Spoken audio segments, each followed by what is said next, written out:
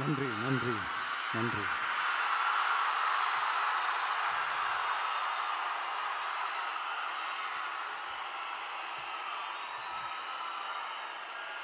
நான் போன மீட்டிங்கில் வேலூரில் பேசும்போது சொல்லியிருந்தேன், தமிழ்நாடு தான் விஜய், விஜய் தான் தமிழ்நாடு அப்படின்னு நான் சொல்லியிருந்தேன். அது ஏன் அப்படி சொன்னேன் அப்படின்னா, தமிழ்நாட்டு மக்களுடைய ஒரே பிரதிநிதியாக, உண்மையான ஒரு பிரதிநிதியாக நாம் மட்டும்தான் இருக்கிறோம் அப்படின்றதுக்காக தான் அப்படி நான் சொன்னேன். அப்புறம் அந்த தேர்தல் பற்றியும் நான் சொல்லியிருந்தேன். தமிழ்நாடு வர்சஸ் ஸ்டாலின் சார், அதாவது விஜய் வர்சஸ் ஸ்டாலின் சார், அதையும் நான் சொல்லியிருந்தேன். அப்புறம் இன்னொரு கேள்வியும் கேட்டிருந்தேன். இது தமிழ்நாடு சட்டசபைக்கான ஒரு தேர்தல், இதை ஏன் தமிழ்நாட்டுக்கும் டெல்லிக்குமான ஒரு எலெக்ஷன் சொல்கிறீங்க அப்படின்னு நான் கேட்டிருந்தேன். உடனே விஜய் பாஜகவுக்காக பேசுகிறாரு அப்படின்லாம் திருச்சி பேச ஆரம்பிச்சிட்டாங்க. அப்புறம் ரெகுலராக ஒன்று பண்ணுவாங்கல்ல, நம்மளுடைய சிறுபான்மை சகோதரர்களை பயமுறுத்தி பயமுறுத்தி ஒரு ஏமாத்து வேலை ஒன்று செய்வாங்கல்ல, அது இனிமே அவங்களால தொடர்ந்து செய்ய முடியாதுன்னு அவங்களுக்கு தெரிஞ்சு போச்சு. அதனால தான் நான் என்ன பேசினாலும் அதை திருச்சி பேசுறது, அந்த தில்லு முள்ளு வேலைகள்லாம் அவங்க செய்ய ஆரம்பிச்சிட்டாங்க. சென்னையில் டெல்லி டெல்லின்னு கூவுறதும், அடிக்கிற கொள்ளைக்கு ரைடு வந்துட்டா டெல்லிக்கு வெள்ளை கொடை பிடிக்கிறதும்,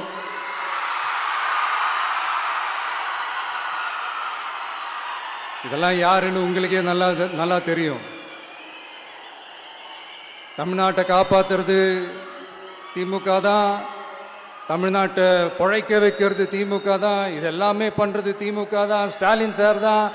இதெல்லாம் ஒர்க் அவுட்டே ஆகாது பாஸ்.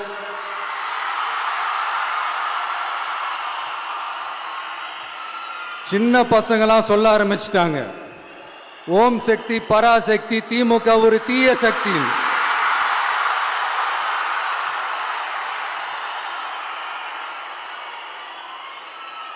அதனால இந்த தமிழ்நாடு இன்னொன்று வேற ஒன்று சொல்றாங்க. அது என்னடான்னா, தமிழ்நாட்டு அணி டெல்லி அணியா.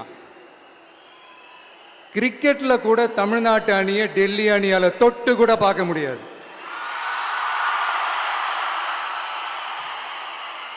அப்படி இருக்கும்போது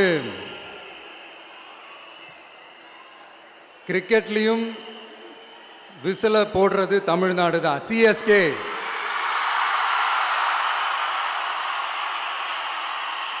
வரப்போற எலெக்ஷன்லயும் விசில போட போறது நம்ம டிவிக்கே தான். தமிழ்நாடு தான் டிவிக்கே, டிவிக்கே தான் தமிழ்நாடு. இந்த அணி அந்த அணி டெல்லி அணி இதெல்லாம் அனைத்தும் உடைஞ்சி நொறுங்கும், டிவிக்கே அடிச்சு நொறுக்கும்.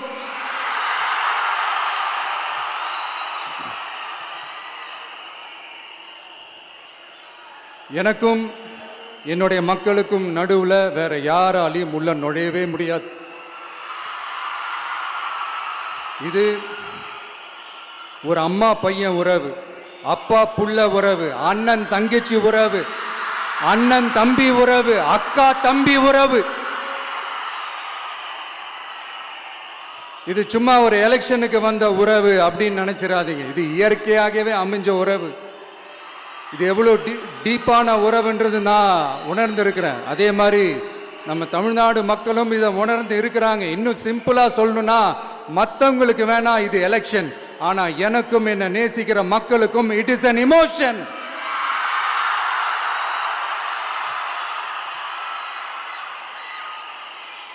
And it is not an ordinary emotion.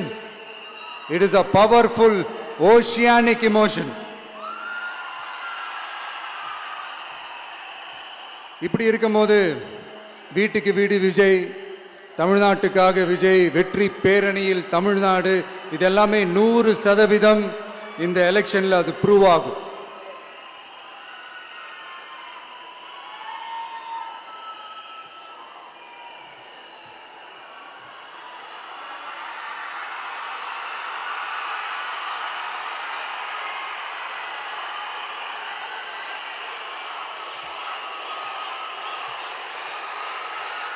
நீங்க எல்லாரும் எனக்கு இன்னொரு உறுதிமொழியை ஒன்று கொடுக்கணும்.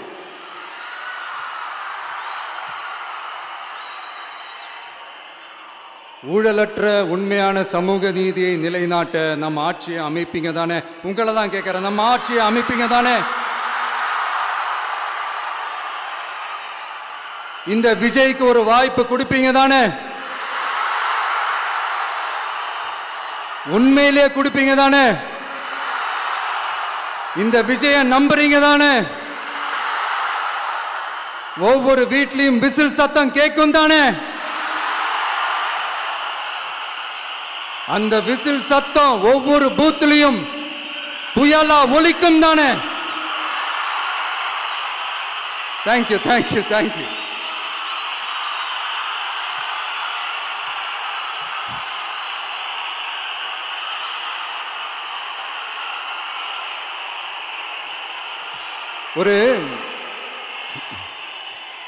ஒரு டாக்டர் இருக்காருன்னா நாம் எப்போ அவரை பற்றி யோசிப்போம்? இப்போ நமக்கு ஏதாவது உடம்பு சரியில்லை அப்படின்னா அவரை யோசிப்போம், அவர் ஞாபகம் வரும். அது மாதிரி நமக்கு ஏதாவது ஒரு பிரச்சனை அப்படின்னா ஒரு வக்கீலை தேடிப்போம், அவர் ஞாபகத்துக்கு வருவார். இது மனித இயல்பு. அந்தந்த பிரச்சனை வரும்போது நம்ம அவங்கவுங்கள தேடி போவோம். ஆனால் ஆன் அ டெய்லி பேசிஸ் நம்ம சும்மா சாப்பிடும் போது கூட நம்மளை அறியாமல் ஒருத்தவங்களை பற்றி நினைப்போம். நம்மளை அறியாமல் அவங்களுக்கு நாம் நன்றி சொல்லுவோம். அந்த மதிப்பிற்குரிய அந்த மனிதர்கள் வேற யாரும் இல்லை, விவசாயி, விவசாயி, விவசாயி.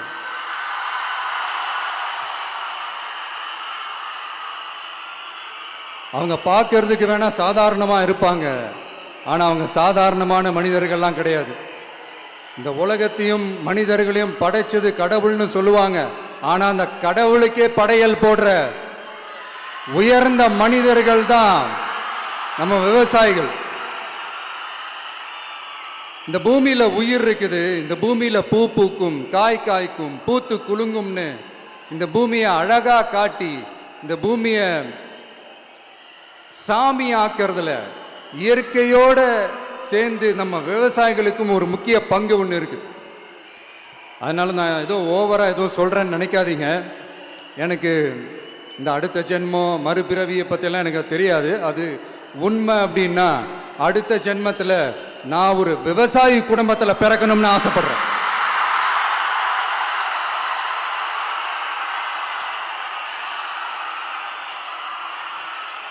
எனக்கு விவசாயத்தை பற்றி டீட்டெயில்டாக தெரியாது தான், நான் ஒத்துக்கிறேன்.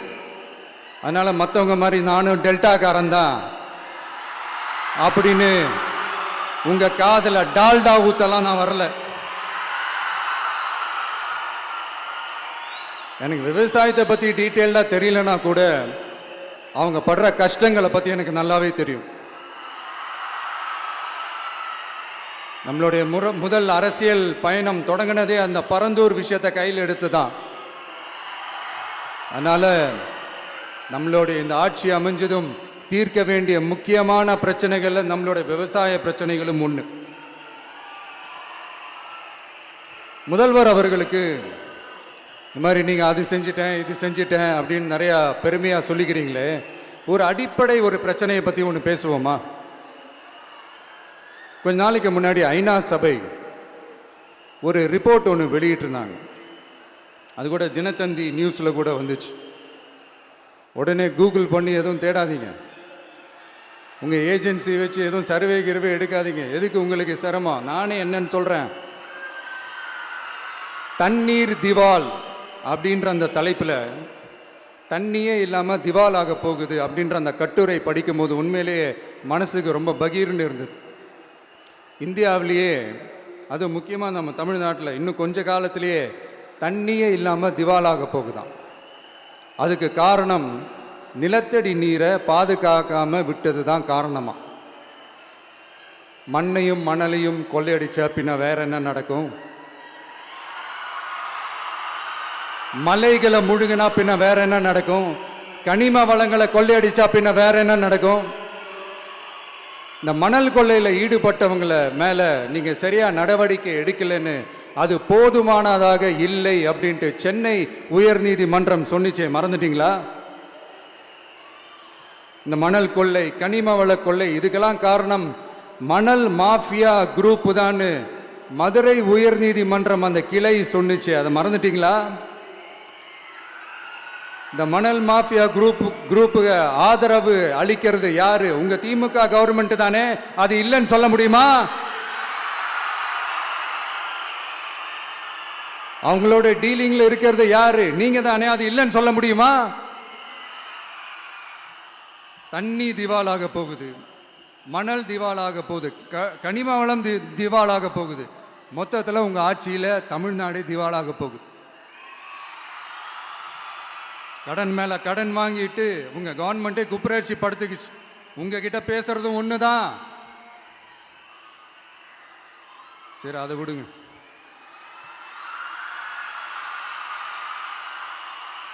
நம்ம விவசாயிகள் கஷ்டப்பட்டு விளைய வச்ச அந்த நெல்லெல்லாம் மழையில் நனைஞ்சி வீணா போச்சே. டெல்டாக்காரன்னு சொல்லிக்கிற நீங்க அதை எதாவது கவனிச்சிங்களா? அவங்களுடைய போராட்டம் எதுக்காவது கூட போய் நின்றுக்கிறீங்களா? கூண்டாஸில் மட்டும் போடுவீங்க. இதானே உங்களுடைய அந்த சாதனை. பரந்தூர் பிரச்சனை, உங்களுடைய உண்மையான நிலைப்பாடு என்ன? மேல்மா விஷயத்தில் உங்களோட உண்மையான நிலைப்பாடு என்ன? தமிழகத்தில் இருக்கிற எல்லா ஆறுகளையும் இணைப்போம், இந்தியாவிலேயே நாங்கள் தான் அதை பற்றி ஃபஸ்ட்டு யோசித்தோம் அப்படின்னு பெருமையாக சொல்லிக்கிற இந்த திமுக கவர்மெண்ட் அவங்களுடைய நாக் என்னன்னு சொல்லவா? இந்த மாதிரி பெரிய பெரிய திட்டங்கள்லாம் ஆட்சிக்கு வந்த உடனே செய்ய மாட்டாங்க. அந்த ஆட்சி முடிகிற டைமில், அந்த கடைசி 6 மாதம், அந்த 1 வருஷம், அந்த 1.5 வருஷத்தில் அதுக்கான திட்டத்தை கொண்டு வருவாங்க, அதுக்கான அடிக்கலை நாட்டுவாங்க. அதுக்கப்புறம் எலெக்ஷன் வரும், தோத்துருவாங்க. கேட்டால் எங்கள் ஆட்சி தான் முடிஞ்சிருச்சே அப்படின்னு நாடகம் ஆடுவாங்க. இல்லை, நான் தெரியாமல் தான் கேட்குறேன்.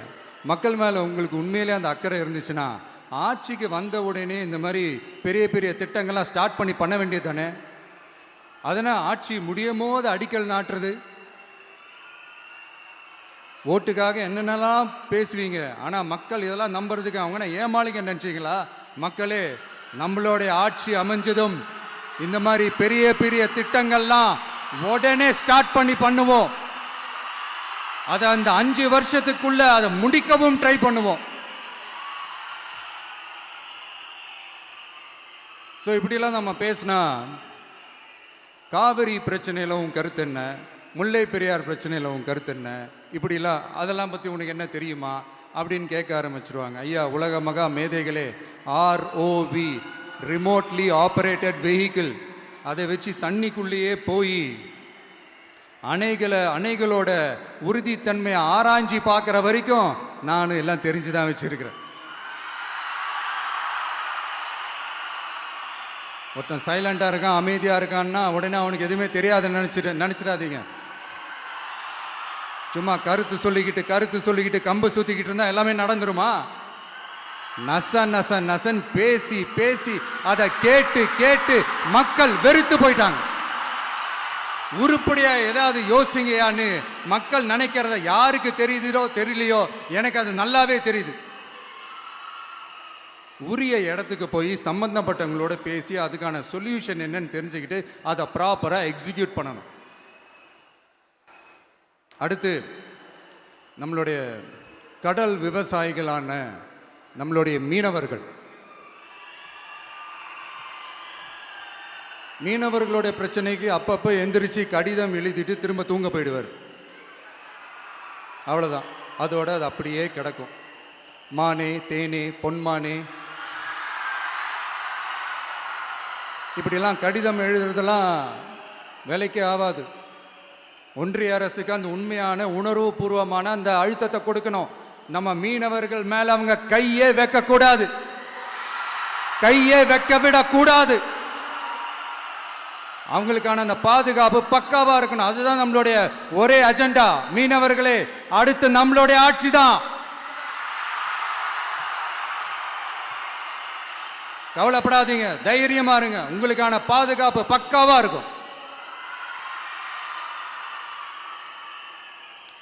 இப்படி இருக்கும்போது அடுத்ததும் நாங்க தான் அப்படின்னு சிஎம் சார் சொல்லுவாங்க. அதெல்லாம் நடக்கவே நடக்காது. 2வது முறை வந்ததெல்லாம் சரித்திரமே கிடையாது. இந்த சைனால கிரேட் வால் ஆஃப் சைனா கேள்விப்பட்டிருப்பீங்க. அதோடைய நீளத்தை விட பெரிய டாஸ்க் இது. ஆனானப்பட்ட அவங்க அப்பாவாலே முடியல.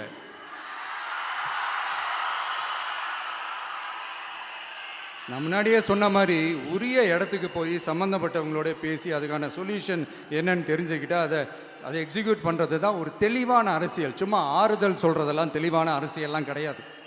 அதெல்லாம் ஒரு ஹம்பக் அரசியல். அரசியலுக்கு வந்துட்டா கலெக்ஷன் பார்க்கலாம் அப்படின்றதெல்லாம் அரசியல் கிடையாது. உண்மையிலே மக்களுக்கான அந்த உழைப்பு இருக்கணும். அதனால தான் நாம் அரசியலுக்கு வந்திருக்கிறோம். இது எதிரிங்களுக்கு நல்லாவே தெரியும். அதனால தான் நம்மளை சுற்றி அத்தனை சதிகள். அதில் முக்கியமான சதி என்ன தெரியுமா? இதை பாரு, ஒன்று நீ இல்லைனா நான் இல்லைனா நீ இல்லைனா நான். நமக்குள்ள வேற எவனும் நடுவில் வந்துடக்கூடாது. நாம 2 பேரால மட்டும்தான் மக்களை ஈஸியா ஏமாத்த முடியும். இந்த விஜய் வந்ததுனால நமக்கு பொழப்பே போச்சு. மக்கள் வேற அவனை தான் நம்புறாங்க. நாம வெளியே அடிச்சுக்கிற மாதிரி அடிச்சுக்கிட்டாலும் உள்ள நம்மளுடைய டீலிங் பக்காவா இருக்கணும். மக்களோட ஃபீலிங்ஸை பற்றிலாம் நமக்கு கவலை இல்லை. நமக்கு டீலிங் தான் முக்கியம். மாற்றி ஆட்சிக்கு வந்துடலாம்னு நினைச்சோம். ஆனால் அது நடக்காது போல் இருக்கு. அதனால நீ என்ன பண்ற? எஸ்ஓபின்னு போட்டு ஒரு பக்கம் அவனை தடுத்துரு, இன்னொரு பக்கம் அவன் மேல பழி போட்டு நானும் தடுத்துடுறேன். என்ன ஓகேவா? டீலிங் ஓகேவா? ஓவர்.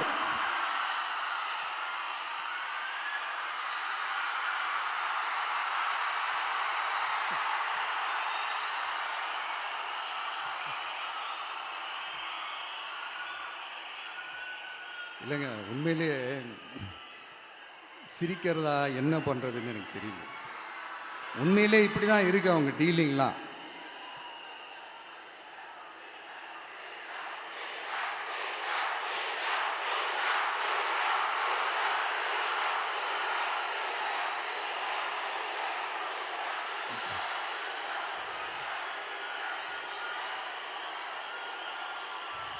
இப்படி பழி மேலே பழி போட்டு கரூரில் ஆரம்பித்து நம்ம ஜனநாயகன் படம் ரிலீஸ் வரைக்கும். ஆனால் அந்த ரிலீஸ் பிரச்சனையில் நிறைய பேர் குரல் கொடுத்தாங்க. முக்கியமாக நம்மளுடைய முதல்வர் அவர்கள் கூட பூசி மொழிகி பட்டும் படாமல் குரல் கொடுத்தாங்க. But what ever it is, குரல் கொடுத்த அவங்களுக்கும் மற்றவங்க எல்லாருக்கும் இந்த நேரத்தில் என்னுடைய நன்றியை தெரிவிச்சுக்கிறேன். இப்படி நம்ம வெளிப்படையாக பேசுறதுனால சிஎம் சாரோட மனநிலை இப்போ எப்படி இருக்கும் தெரியுமா? ஏற்கனவே கட்சிக்காரங்க தொல்லை தாங்க முடியல, தூங்க விட மாட்டேறாங்க. இந்த விஜயும் வந்து தூங்க விட மாட்டான். நம்ம பாட்டுக்கு ஹைவேல சைக்கிளில் சோலாவா போலான்னு நினைச்சோம். இவன் நாடானா மக்கள் சக்தியோட வந்துட்டு இருக்கான். இவன் தான் கேள்வி கேட்கறான்னு பார்த்தா மக்களையும் கேள்வி கேட்க வைக்கிறான். 1000 ரூபாய் கொடுத்துட்டு இருந்தோம், 5000 ரூபாய் கொடுத்து ஏமாத்தலான்னு பார்த்தா அதையும் கேள்வி கேட்க வைக்கிறான். விசில் சத்தம் வேற விண்ண முட்டுது. கூட்டணி கட்சிகள் தொல்லை வேற தாங்க முடியல. இவன் பண்ற பிரச்சாரத்தையாத்த முடக்கலான்னு பார்த்தா அப்பவும் மக்கள் அவன் பின்னாடி தான் நிக்கிறாங்க. என்ன பண்றது ஏது பண்றதுன்னு தெரியாத ஒரு மனநிலையில இருப்பாரு. ஆனா சார், நீங்க இந்த விஜயம் முடக்கலாம். ஆனா ஒவ்வொரு வீட்டில் இருக்கிற ஒவ்வொரு விஜயையும் உங்களால முடக்கவே முடியாது.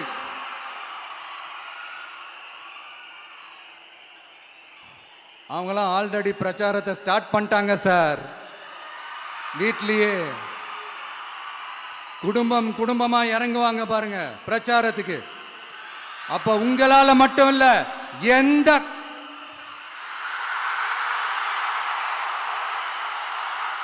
யாராலையும் தடுக்க முடியாது.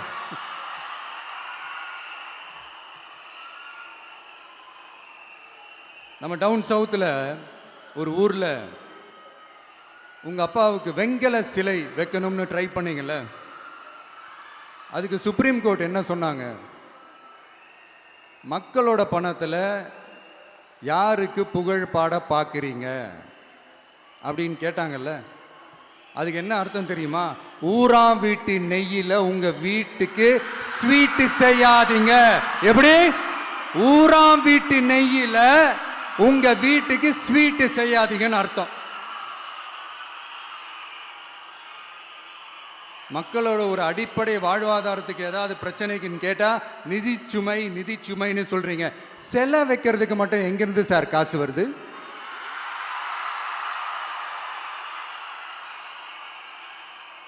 முதல்ல மக்களுக்கு அந்த சோறுக்கு வழி பாருங்க சார். செலை வைக்கிறத பத்திலாம் அப்புறமா யோசிக்கலாம். கேஸ் சிலிண்டருக்கு மானியமா 100 ரூபாய் தரேன்னு சொன்னீங்களே, என்னாச்சு? கரும்புக்கு ஆதார விலையா 4000 ரூபாய் தரேன்னு சொன்னீங்களே, என்னாச்சு?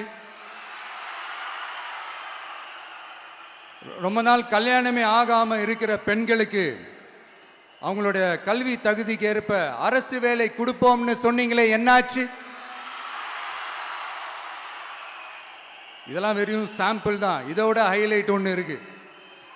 மாநில அரசால முடியவே முடியாதுன்னு தெரிஞ்சுக்கிட்டோம், நாங்க வந்தா நீட்டை ஒழிப்போம். ஆகா ஆகா ஆகா ஆகா, எவ்வளவு பெரிய ஒரு மோசடி இது! கேட்டா நாங்க தான் முன்மாதிரி ஆட்சின்னு சொல்லுவாங்க. மோசடி ஆட்சி. மோசமானவங்களே முக்கியமானவங்க கேள்விப்பட்டிருக்கிறீங்களா? அந்த மாதிரி மோசடி ஆட்சியிலே முக்கியமான ஆட்சி இந்த திமுக ஆட்சி. மக்களே, மக்களை நேசிக்கிற விஜய் வேணுமா? மக்கள் விரோத ஆட்சி நடத்துற ஸ்டாலின் சார் வேணுமா?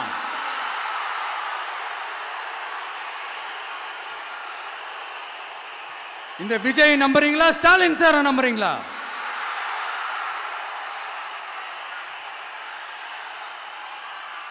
இந்த சத்தத்துக்கு அர்த்தம் தெரியுமா சார்?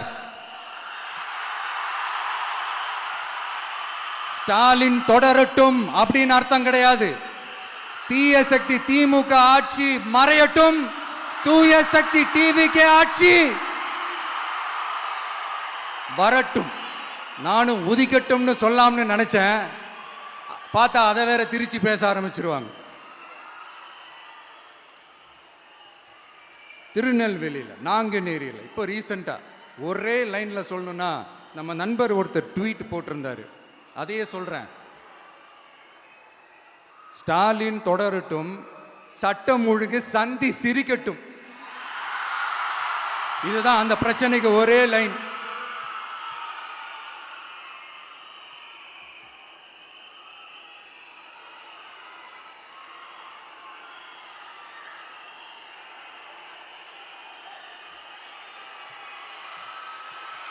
மக்களே, காஞ்சிபுரத்தில், வேலூரில் எல்லாம் நம்மளோட விஷனை பற்றி சொன்னோம் இல்லையா?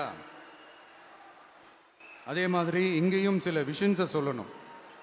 இது மற்றவங்க மாதிரி தேர்தல் வாக்குறுதின்னு சொல்லி ஏமாத்துறது கிடையாது. நம்மளை நம்புகிற மக்களுக்கு நம்பிக்கை தர்றது. நம்ம ஆட்சிக்கு வந்ததும் இதெல்லாம் செய்ய நடவடிக்கை எடுப்போம்னு சொல்கிறது. டெல்டா விவசாயிகள் சமீபத்தில் கூட உரத்தட்டுப்பாட்டை சந்திச்சிங்கல்ல. சில பேர் உரத்தை பதுக்கி வச்சு அதிக விலைக்கு விற்றதா நியூஸ்லாம் கூட வந்துச்சு. நம்ம டிவிக்கு ஆட்சி வந்ததும் உரத்தட்டுப்பாடு இல்லாமல் பார்த்துக்குவோம்.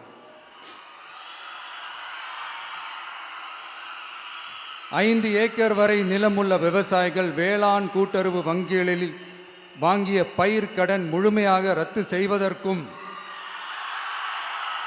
5 ஏக்கருக்கு மேல் உள்ள விவசாயிகள் வேளாண் கூட்டுறவு வங்கிகளில் வாங்கிய பயிர்க்கடன் 50% வரை ரத்து செய்வதற்கான சாத்திய கூறுகளை ஆராய்ந்து உறுதியாக நடவடிக்கை எடுப்போம். திமுக மாதிரி எல்லாருக்கும்னு சொல்லிட்டு அதுல தகுதி ஃபிக்ஸ் பண்ணி பாகுபாடு காட்டி ஏமாற்ற மாட்டோம். எல்லாத்தையும் வெளிப்படையாக சொல்லுவோம். 2 ஏக்கர் வரை நிலமுள்ள விவசாயிகள் மற்றும் நிலமற்றவர்கள் குடும்பத்தில் யாரும் மாநில மற்றும் ஒன்றிய அரசு ஊழியராக இல்லாமல் இருக்கும் பட்சத்தில் அவர்களின் குழந்தைகளின் பொறியியல் மற்றும் மருத்துவம் உள்ளிட்ட தொழிற்கல்வி முதல் அனைத்து வகை படிப்புகளுக்குமான முழு செலவையும் அரசே ஏற்கும்.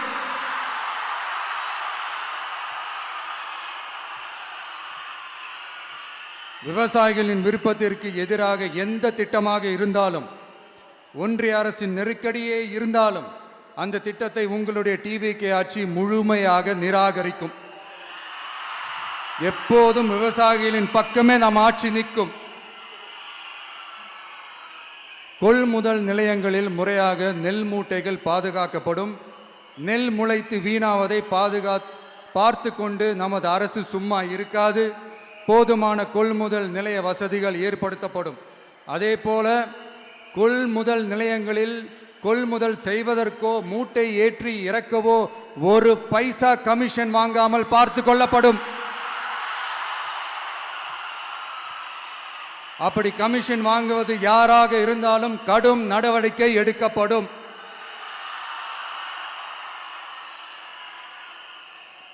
ஐநூறு ரேஷன் கார்டுகளுக்கு ஒரு ரேஷன் கடை என்ற வரையறை நிர்ணயிக்கப்படும். கிராமங்களிலும் எடையாளர் நியமிக்கப்படுவார். பெண் விற்பனையாளருக்கு பெண் எடையாளர், ஆண் விற்பனையாளருக்கு ஆண் எடையாளர் என்பது பின்பற்றப்படும்.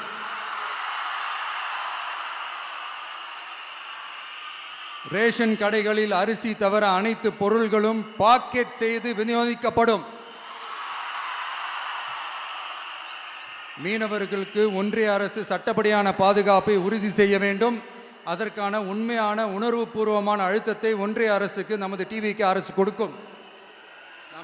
நான் மீண்டும் சொல்றேன், கல்வி, மருத்துவம், ரேஷன், குடிநீர், சாலை வசதி, பஸ் வசதி, இது மாதிரி அடிப்படை விஷயங்களுக்காகத்தான் நம் அரசு முதல்ல முக்கியத்துவம் கொடுக்கும்.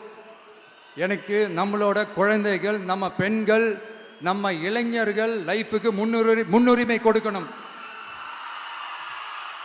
அரசு வேலை வாய்ப்புகள் மட்டும் இல்லாம தனியார் வேலை வாய்ப்புகளுக்கான வழியையும் உத்தரவாதத்தையும் உருவாக்கணும். அப்படி நாம் உருவாக்கிட்டாலே அவங்களுக்கான ரூட்டை நம்ம இளைஞர்கள் அவங்களே தேர்ந்தெடுத்துப்பாங்க. இத்தனை கோடி அத்தனை கோடி ஒப்பந்தம்னு சொல்லி விளம்பரம் மட்டும் செய்யாம உண்மையான ஒப்பந்தம் போட்டு வெள்ளை அறிக்கை வெளியிட்டு அதை செயல்படுத்தினாலே போதும், எல்லாம் தன்னாலே நடக்கும்.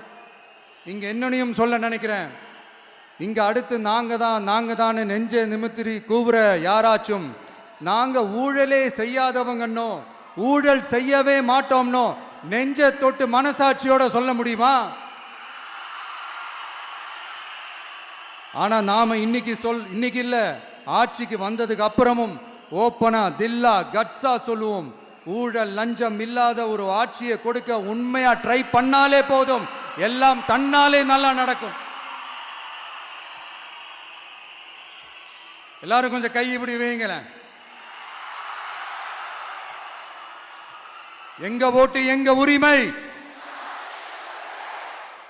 எங்களை யாரும் விலைக்கு வாங்க முடியாது. எங்க ஓட்டு விசில் சின்னத்துக்கு தான். யாரையும் நம்பி ஏமாற மாட்டோம். எங்க வார்த்தையிலிருந்து மாற மாட்டோம். இது நிஜம். தேங்க்யூ.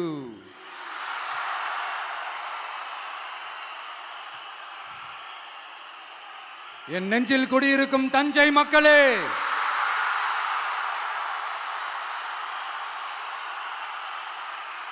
என் நெஞ்சில் குடியிருக்கும் வேலூர் மக்களே, வேலூர்ல இதை நான் சொல்ல மறந்துட்டேன், சாரி. உங்களுக்காக இங்க நான் சொல்றேன், உங்களோட நான் இருக்கேன், நம்மளோட நம்ம மக்கள் இருக்கிறாங்க. இதுக்கு மேல என்ன வேணும்? கான்பிடென்ட்டா இருங்க, நல்லதே நடக்கும், வெற்றி நிச்சயம். மீண்டும் சந்திக்கும் வரை நன்றி, வணக்கம்.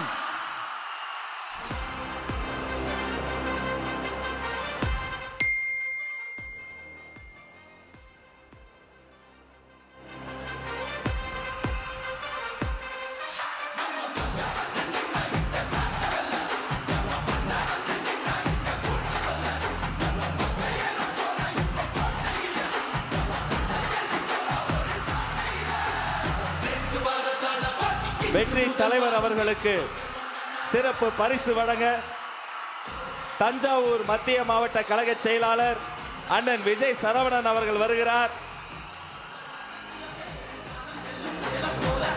நெற்கதிரை வெற்றி கழக கொடி சுற்றிய நெற்கதிரை உயர்த்து பிடிக்கிறார்கள். அந்த கதிர் போல வளரட்டும் கழகம். சோளத்தில்